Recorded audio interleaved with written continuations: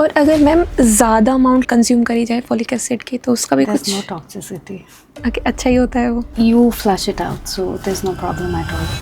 You should always make sure that before you plan your pregnancy, 3 महीने पहले से folic acid लेना बहुत ज़्यादा ज़रूरी है, so that you have no folic acid deficiency and no neural tube defects. So kidney transplant के बाद क्या बच्चा नॉर्मल लाइफ जी सकता है अपनी? Absolutely. सो मैम जैसे कि काफ़ी लोग मानते हैं कि जैसे 5 साल का बच्चा है तो उसको 5 साल के बच्चे की ही किडनी उसमें ट्रांसप्लांट हो सकती है, क्या ये सच है? नहीं, ये गलत है.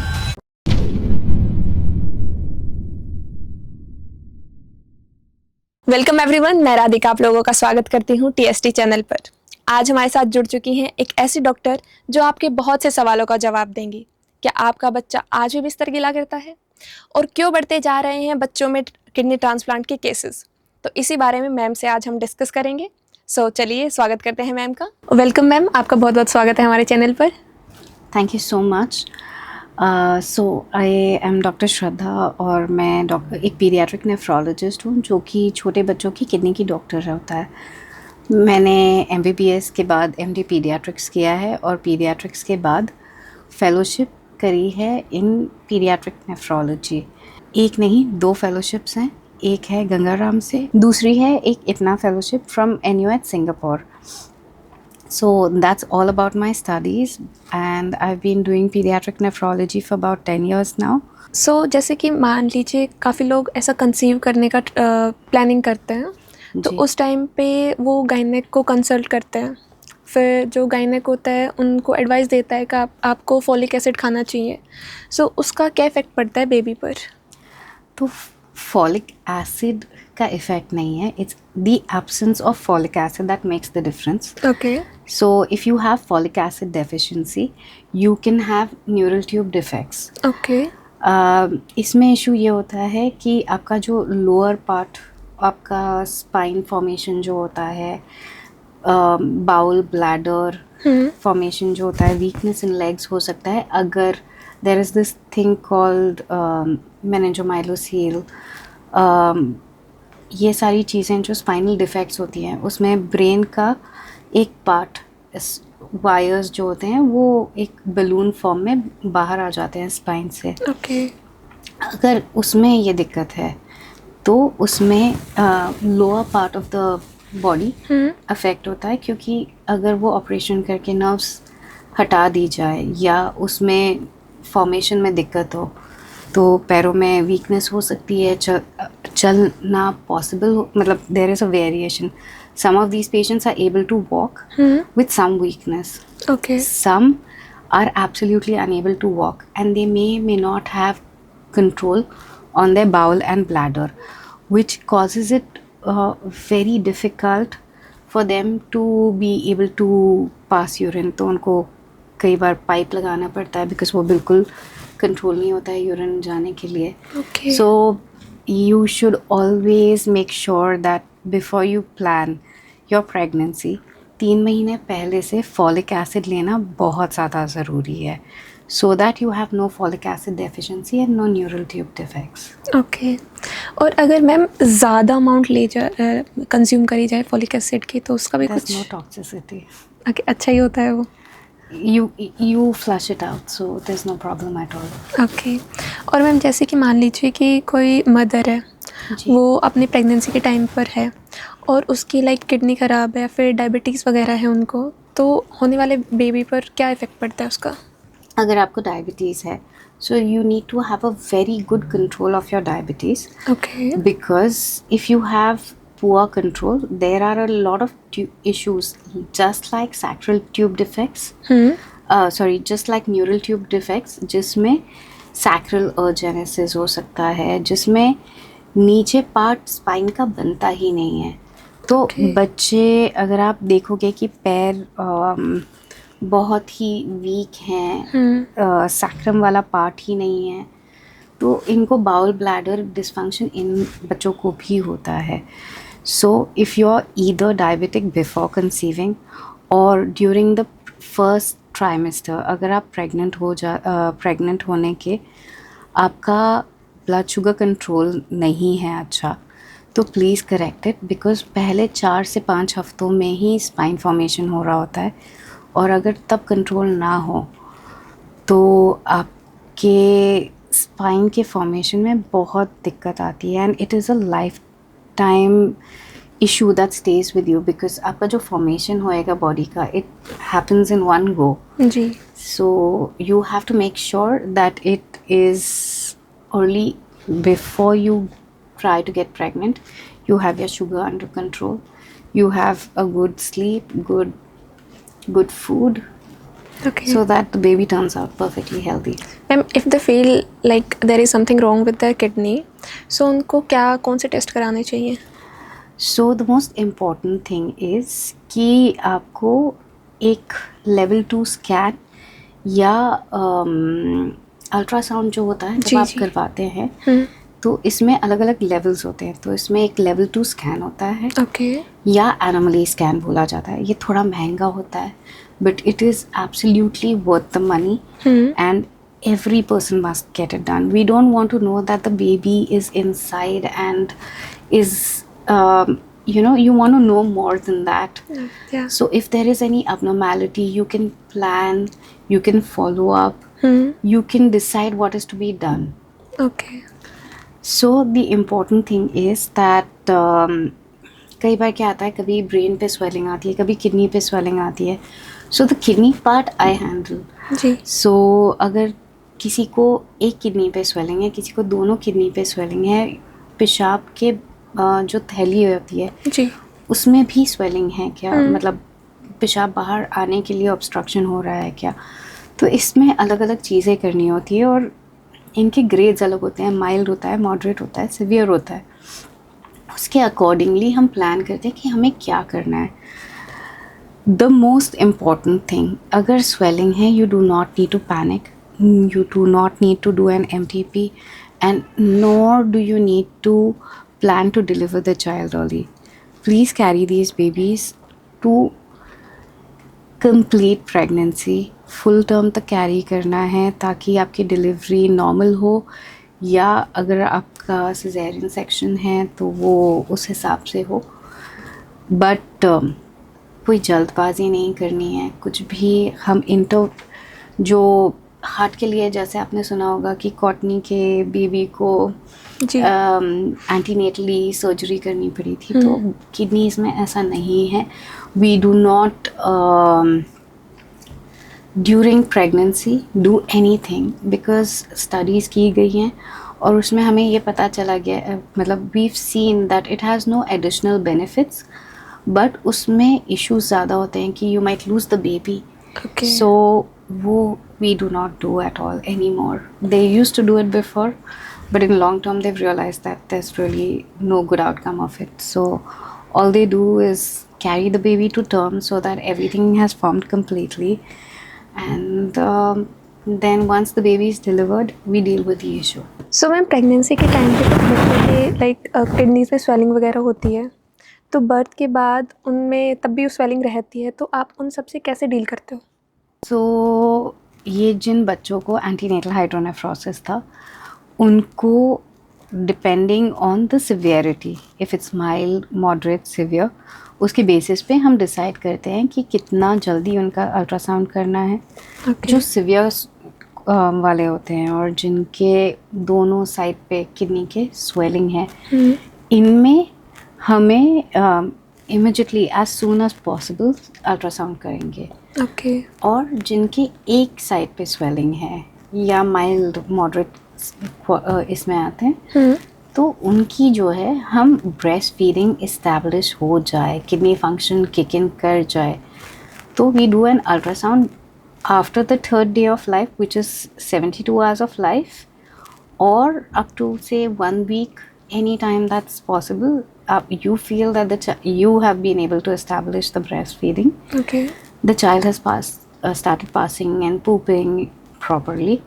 So that is exactly when जब आप अल्ट्रासाउंड करवाने जाओगे and you get it done with details, first with at a center where someone can mention the size of the kidney, the size of the anterior posterior diameter, can comment on the ureters and the thickness of the bladder पे comment कर सके.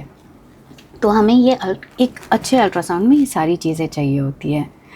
तो basically हमें ये details चाहिए and उसके basis पे क्या है, मतलब कितना माइल्ड है, कितना मॉडरेट है, क्योंकि ये जो प्रेगनेंसी के ड्यूरेशन में स्वेलिंग होती है, between 40 to 80% of the patients ये स्वेलिंग ठीक हो जाती है. So we might just follow up with an ultrasound. But जिनमें दिक्कत ज़्यादा है, there are other test that we do based on the severity of these cases. Okay. और मैम जैसे कि कुछ प्री टर्म बेबीज़ होते हैं, वो क्या होते हैं? तो अगर प्री टर्म अगर बेबीज़ होते हैं तो उनमें किडनी के इश्यूज़ इसलिए होते हैं कि 35 वीक्स तक कि आपकी जो किडनीज़ हैं वो फॉर्म हो रही होती हैं. ओके. तो अगर इनका फॉर्मेशन पहले स्टॉप हो जाए, जी, जो कि स्टॉप्स एट जब बेबी बॉर्न होता है तो वो स्टॉप हो जाता है प्रोडक्शन, क्योंकि बेबी वूम के बाहर आ चुका है. जी. तो अब वो सिर्फ जो भी है सब साइज में और मैच्योरिटी में ग्रो हो पाएगा, बट सेल्स का number of the kidney and the brain it does not grow. तो आप जितने के साथ पैदा हुए हो उतने के साथ ही आपका काम सर्वाइव करना पड़ेगा, सर्वाइव करना है.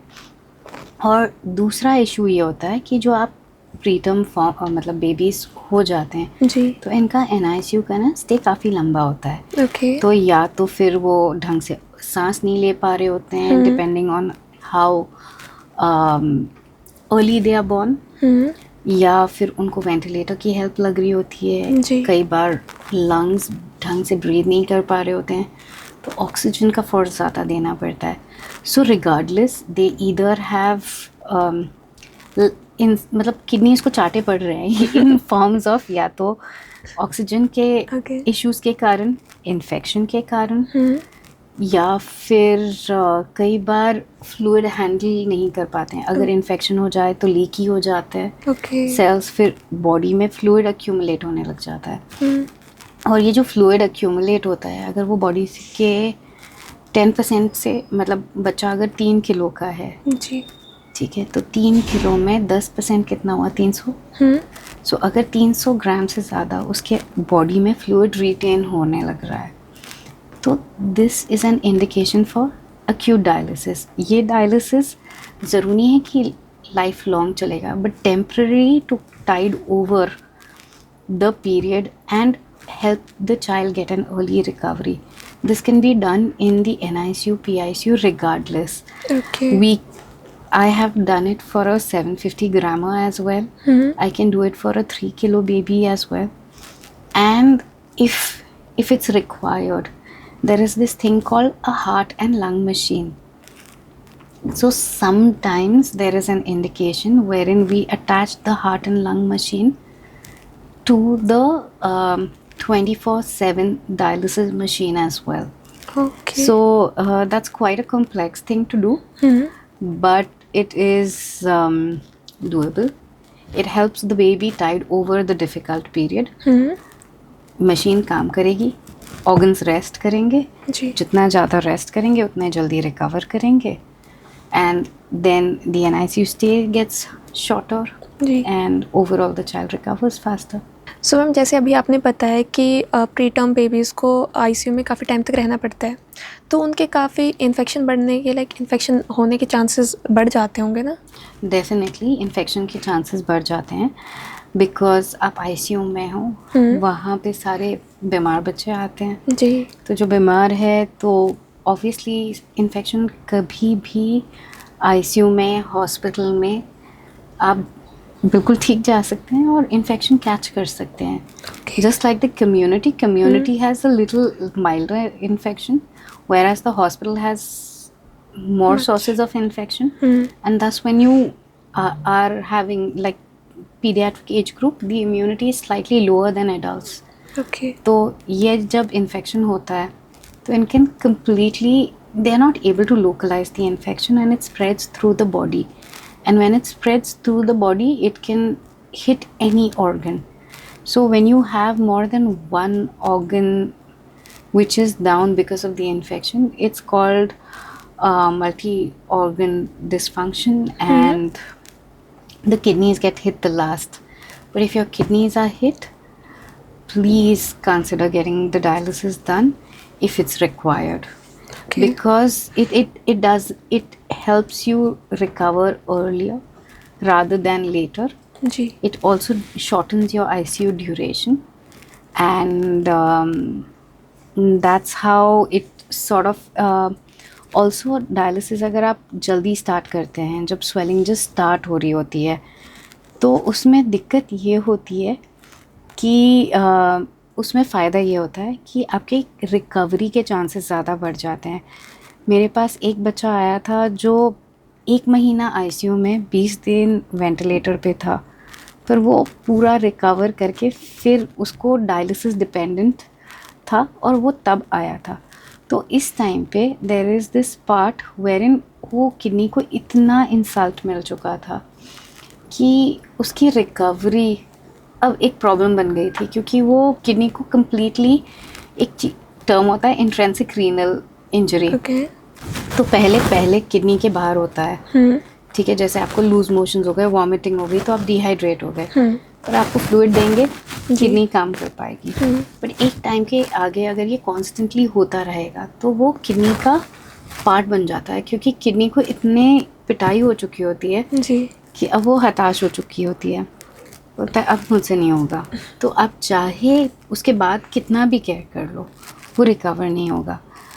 तो हर बच्चे को डायलिसिस रिक्वायर्ड नहीं होता है जब उनको स्वेलिंग आ जाए, बट अगर वो स्वेलिंग इम्प्रूव नहीं हो रही है विद मेडिकेशन ऑल्सो, तो these are the children who will require dialysis. And अगर आप इन टाइम स्टार्ट कर दो, like before the dehydration has completely either hit the kidney, dehydrated it completely, क्या वो सुकड़ कर बिल्कुल फ्लैट हो चुकी है, उसका काम करना बंद हो चुका है. उसके बाद आप किसी को ज़िंदा करना चाहो तो वो नहीं होने वाला है. तो वही वो किडनी के साथ है. तो आप उसको टाइम दे सकते हो, वो थोड़ा बहुत क्रीप क्रॉल कर लेगा, हिल डुल लेगा, but ultimately it's not going to be able to get up and run, right? I mean, it's not going to run the kidney, but I mean function wise it's not going to be able to completely recover. Okay. So there is an thing called partial recovery, no recovery, and complete recovery. Okay. Complete recovery is what we all want. Yeah. No recovery is like the child I told you about, जो completely dialysis dependent बन गया था, क्योंकि उसे 20 दिन तक dialysis ही नहीं करवा पाए. वो आईसीयू में ही था, और जहाँ पे वो आईसीयू में था वहाँ पे प्रोविजन नहीं था, and the parents weren't able to transport the child to a place where they could. Okay. और अभी वो लाइफ टाइम इस चीज़ से सर्वाइव करेगा? जी, लाइफ टाइम उसे डायलिसिस करवाना पड़ेगा. ओके. या फिर ट्रांसप्लांट कराए, क्योंकि अब वो किडनी फंक्शन बिल्कुल ख़त्म हो चुका है. It can happen because of a lack of oxygen, because lack of blood flow. मतलब आप इतना ज़्यादा डिहाइड्रेट हो जाओ कि आपके किडनीज तक ब्लड ही ना जाए. तो that's also an absolute shock for the kidney, because 25% of what your heart pumps goes to the kidney. आपके ब्रेन के पास 20 जाता है. Okay. So kidneys are also very, I would say, one of the most important organs. So you want if you want a complete recovery, act proactively. Ask your doctor if with medical management the child will work. If it's not, the doctor will alert you themselves. कि अगर दवा देने पे पेशाब नहीं आ पा रहा है, जो हम अचीव करना चाह रहे हैं वो नहीं हो पा रहा है, तो then everybody is going to tell you कि आप डायलिसिस करवा सकते हो. सो मैम, आपने किडनी ट्रांसप्लांट का मेंशन करा. सो किडनी ट्रांसप्लांट के बाद क्या बच्चा नॉर्मल लाइफ जी सकता है अपनी? Absolutely. Kidney transplant. So I'll tell you 2-3 things about kidney transplant. Okay. One is you can do it for any age group, just like adults. Pediatric में भी आप सारे टाइप के ट्रांसप्लांट कर सकते हैं क्योंकि we are talking about kidneys. So you just need 12 centimeters of space in the abdomen to fit a kidney. Okay. Right? So regardless of the age, regardless of the height, and regardless of the weight of the child. Nowadays, we don't wait for the child's weight to be 10 kgs to do a transplant. There are syrups which I can give Yeah. for the medication instead of tablets. जी. So I don't even need a child to be 4 years old for that swallowing part of tablets and syrups. So syrups available हैं space छोटे होने पे. तो बस हमें फिर criteria यही बचता है कि बच्चा अगर sick है तो we just if बच्चों में the reason we recommend a transplant, there are 2-3 reasons for that. One is it's cost effective. Okay. ठीक है. आप डायलिसिस करवाने में जो खर्चा आने जाने में, डायलिसिस करवाने में एक बच्चे के साथ आप एक अटेंडेंट को भेजने से काम नहीं चलता है. एक अटेंडेंट को बच्चे को होल्ड करेगा डायलिसिस करवाने के लिए, दूसरा उसको एंटरटेन करने के लिए लग रहा होता है, और तीसरा दौड़ने के लिए लग रहा होता है. So it's not equivalent to doing a dialysis for an adult. Second thing is उनका schooling interaction with society completely changes. They become very abnormally, I would say, matured on certain fronts. Okay. And certain fronts they're not even exposed to. So the child that goes through dialysis, they may not have the same exposure of the world to, so the behavior wise थोड़ा difference आपको observe होगा maturity wise.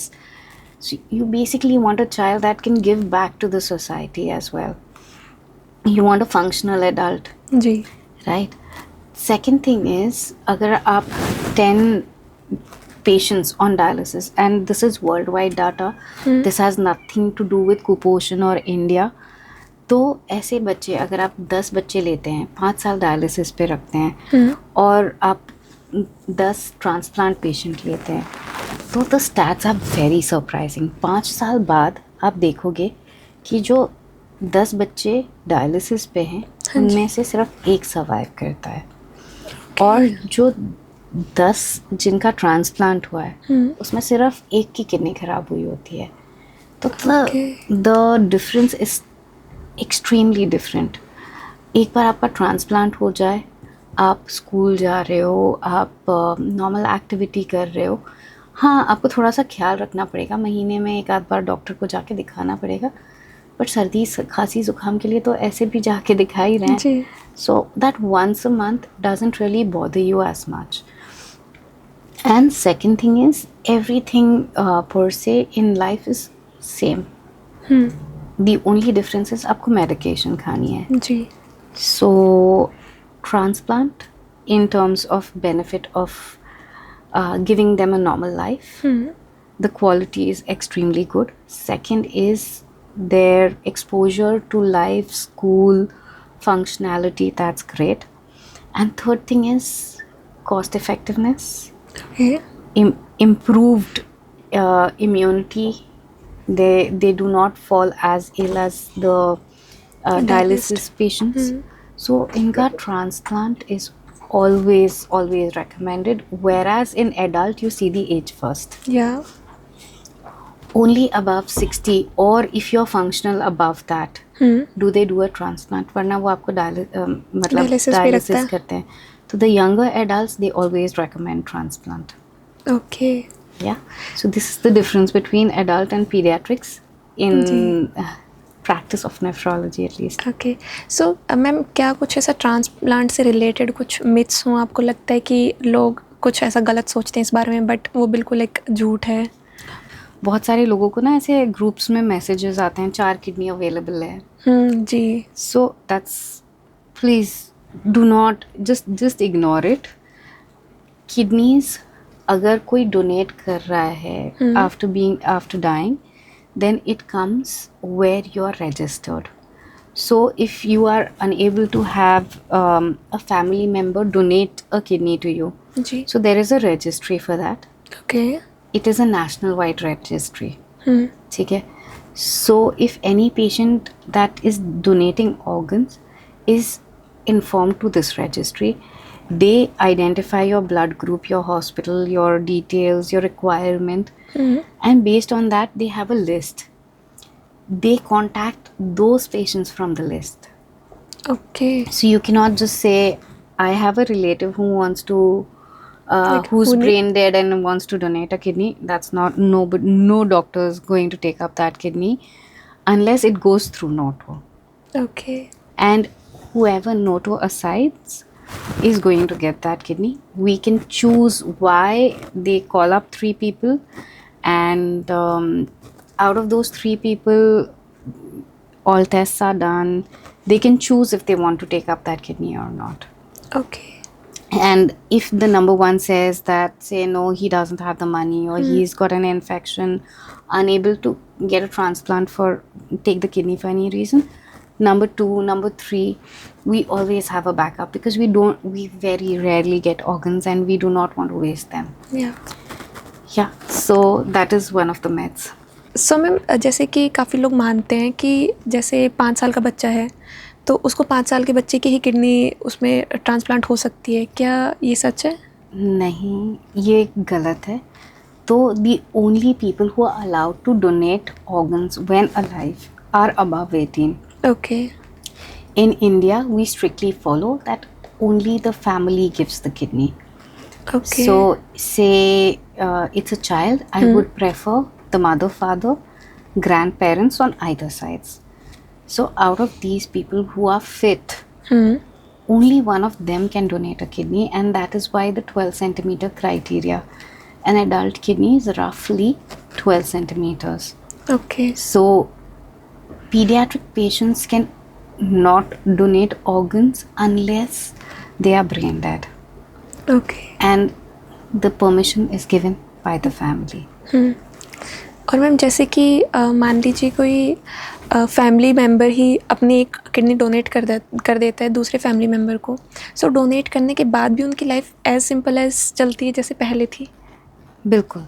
सो अगर सबसे पहले doctor का मोटो जो होता है इस डू नो हार्म, अगर हम आपको किसी भी तरीके से एंडेंजर करेंगे तो ऑर्गन डोनेशन कभी भी एक ऑप्शन नहीं होता. To benefit one person, no, we do not harm another person. Okay. There is a study which is that उसमें ये जो पेशेंट्स ऑर्गन डोनेट कर चुके उनका फॉलो अप किया गया था for a long duration. Okay. And उसमें ये रियलाइज हुआ कि they lived past the expected life that was there. The reason being that they get an annual test, they take care of themselves, जी. they don't overdo things. So they make sure that they take care of their health. या. Getting an annual test is more than what you and I do as well. जी. So it's taking care of yourself which helps them live longer than their expected life. Okay. So it's not about donating kidney. Yes, it's got you, no matter which organ, liver, kidney, bone marrow, you can donate it all and still have an absolutely normal life. In fact, you end up living a little longer than you're expected to, or your peers, because you make sure to take care of yourself. Okay.